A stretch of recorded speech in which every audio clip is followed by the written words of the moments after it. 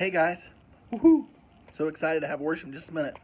So, in our story about Paul, I think it's important to remember that as we're studying Acts together, Paul didn't know the end of the story. It would have been intense for Paul. He wouldn't have known what was coming next around the next corner. We can just flip chapters. He would have had to wait and see what happens. Kind of like right now, what we're living in, we don't know what's going to happen next. We don't know what this summer and this fall looks like. We're kind of having to take it one week, one day at a time. That's how Paul would have felt in the middle of this Acts story. So let's not take that for granted that he didn't know what was next. When he came to be arrested, he didn't know he was going to escape from jail in some of the stories we have in Acts. Peter didn't know, but they were willing to be bold. So we're going to head into worship with some songs that speak to being bold. So sing along, stand up, worship, let's go. And then realize, kind of like those old black and white detective movies, we don't know what's coming next, but we know who is with us in our next. Let's worship.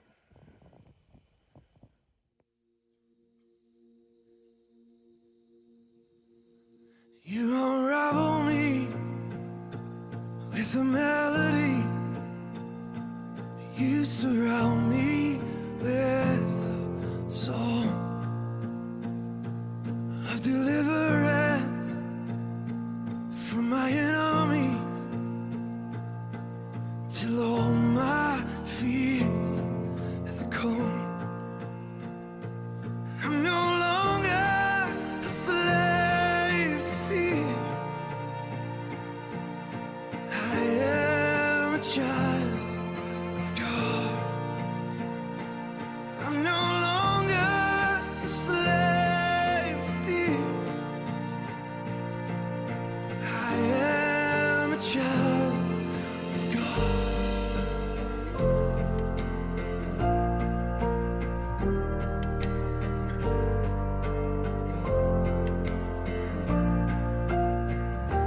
From my mother's womb, you have chosen me. Love has called my name. I've been born again to a family. Your blood flows through my veins.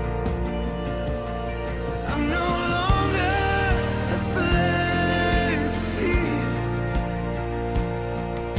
I am a child of God. I'm no longer a slave to fear. I am a child of God. I'm no longer a slave to fear.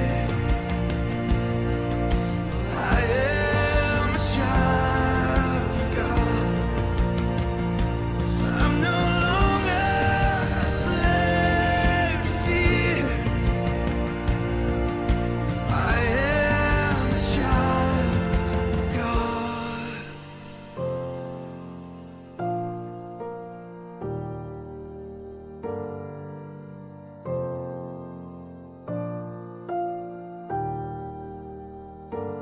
I am surrounded by the arms of a Father. I am surrounded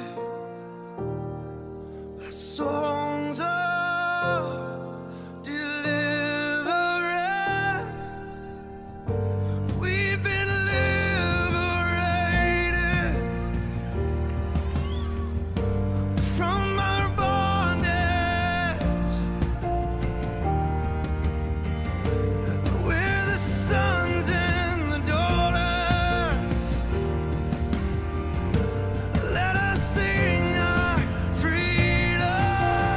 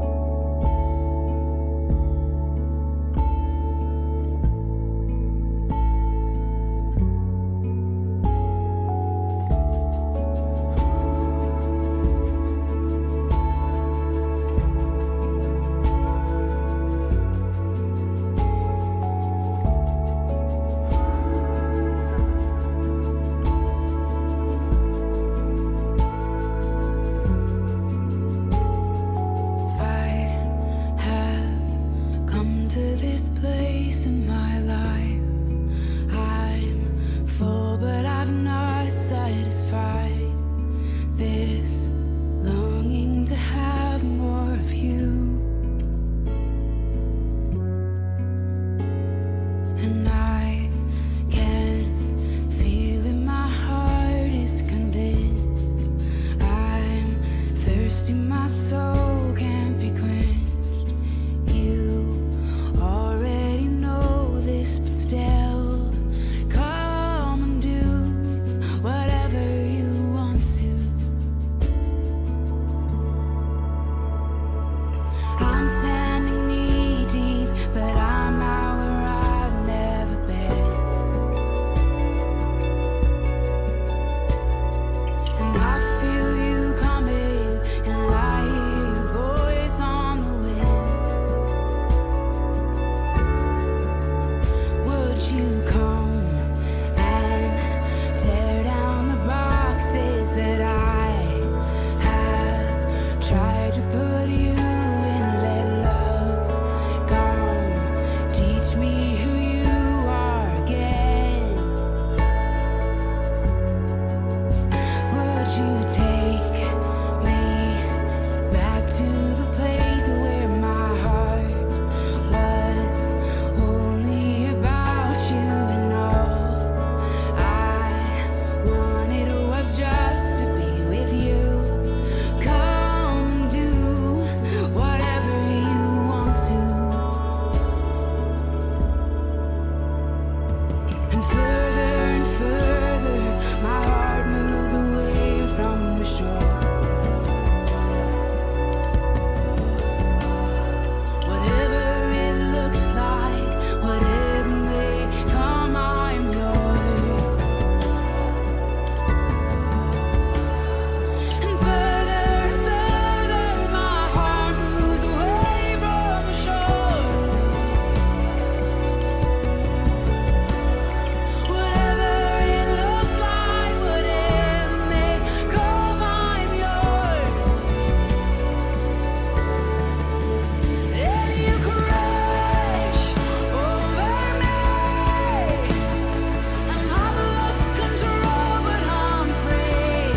I'm going under. I'm in over my head. And you crash over me, and that's where you want me to be. I'm going under. I'm in over my head. Whether I sink, whether I swim, oh, it makes no difference when I'm used the air over my head. And whether I sink, whether I swim, it makes no difference when I'm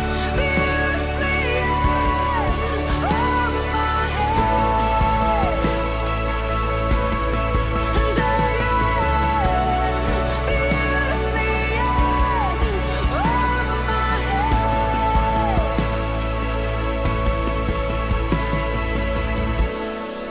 And beautifully over my head.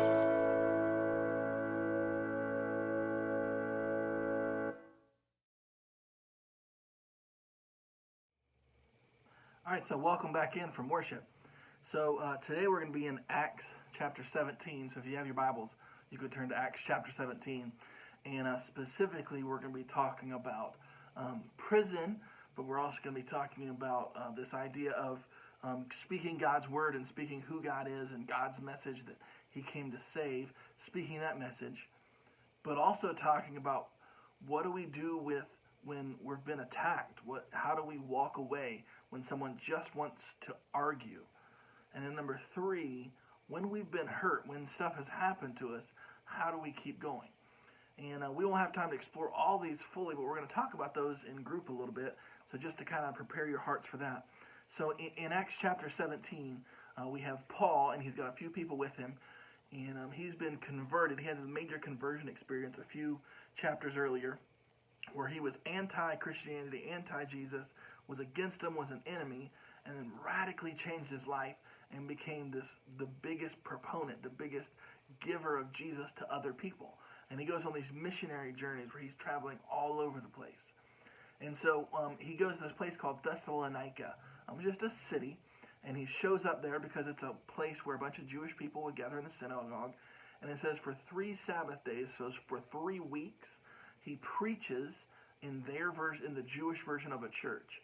And he preaches about who Jesus was and how he fulfilled their version of Messiah. And so he's preaching to them. And some of them are convinced, and some of them follow him. But some of them are very jealous. And these very jealous ones decide that they want to take Paul out. And so it says that they hire some debased men. Or another way of saying that is they hire some lowlifes, some thugs, some just rabble. And they get them to accuse and lie and stir up the crowd against Paul and his people. So by the time they go to arrest Paul, he's gone. And so the people he's staying with, people that are hosting him as a missionary, they are taken they're taken into custody, taken into prison. They have to post bail so they can get out. And there's this whole legal battle. Well, so Paul goes to the next city. And so for us, maybe it'd be like, he heads from here, he heads over to Greensboro. And he begins to preach there at their big temple, the big synagogue that they have there, the big church building for the Jewish faith. Well, the people in Thessalonica, so the people here, hear that he is preaching again down the road, so they go and they cause trouble there. And they just seem to keep trying to pull. And Paul just moves on to the next city. He leaves behind a few of his followers to begin working with and training up some of the people that did get saved. But he moves on to the next city. And so we have this thing where he is not deterred. He is not stopped when there's resistance against God being preached. He's willing to preach God even when he knows it could cost him. And so for us, are we willing to do the same? And we're going to explore that just a little further in just a second. The second one is this idea of arguments. Sometimes discussion is good. Debate is good. People asking questions and wanting to learn is good. But online especially nowadays, but even in person, some people just want to argue for argument's sake. They don't really want to learn. They want to just give opinions and have these fights online. Those people, quite honestly, Paul would probably walk away from. So we're going to go to a quick video. This video is it's called Kid Snippets, and it's a hysterical group of friends. And what they did was they had kids tell stories, and then the adults acted out and mimed the words of the stories.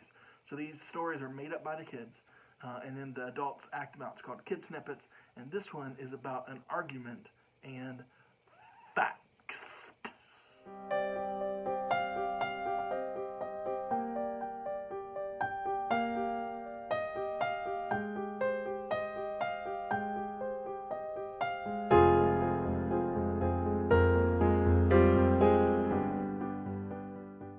Once upon a time, Randy and John were playing in their room. I like this toy and this toy and this toy and this toy and this toy and this toy and this toy. I don't like this toy.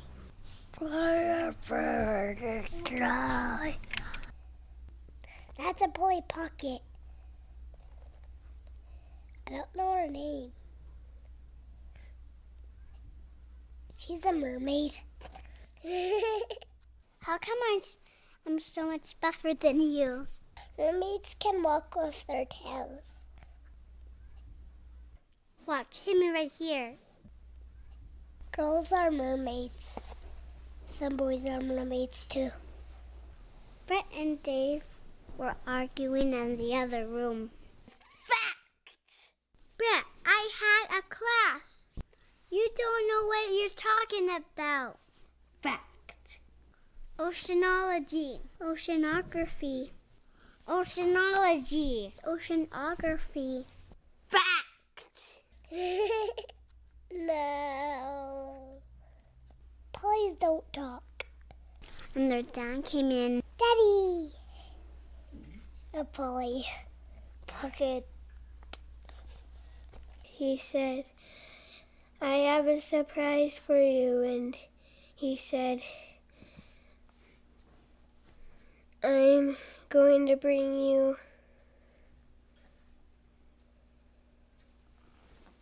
to the Globetrotters. Globetrotters. Oh, yeah.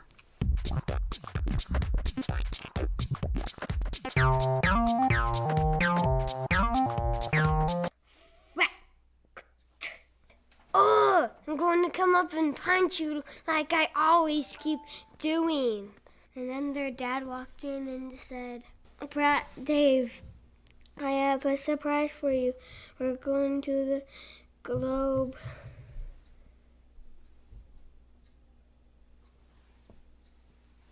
Trotters right now. Then they just started arguing again.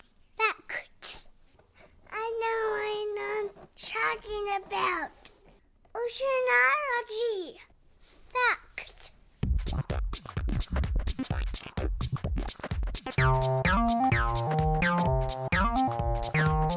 And then the dad walked in and said, come on, guys. That's what actually poked my eye really hard.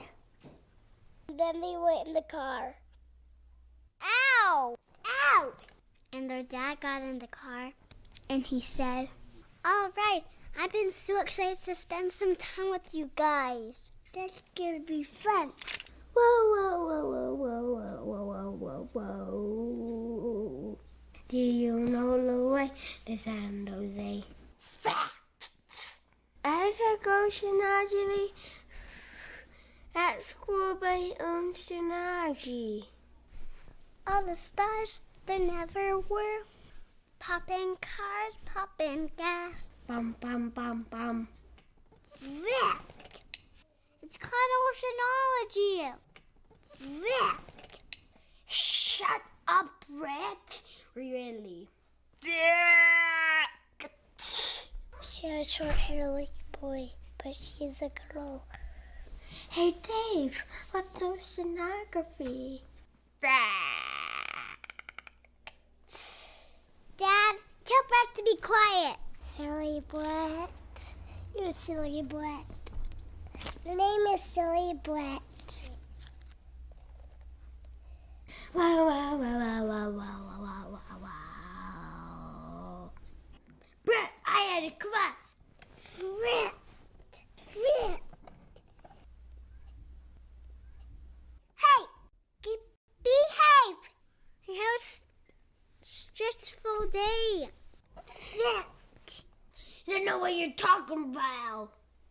Hey, you guys, be quiet. I'm gonna turn this car around.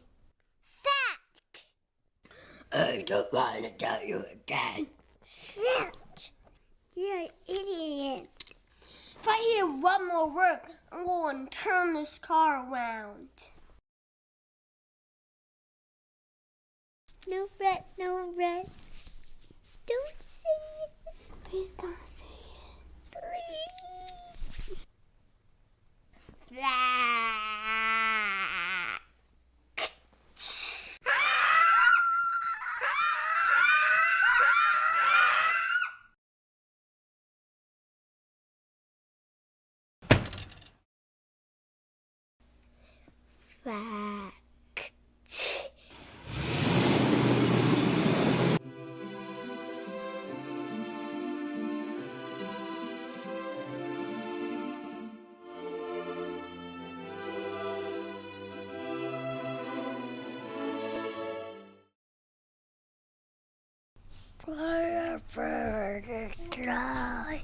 It was weird.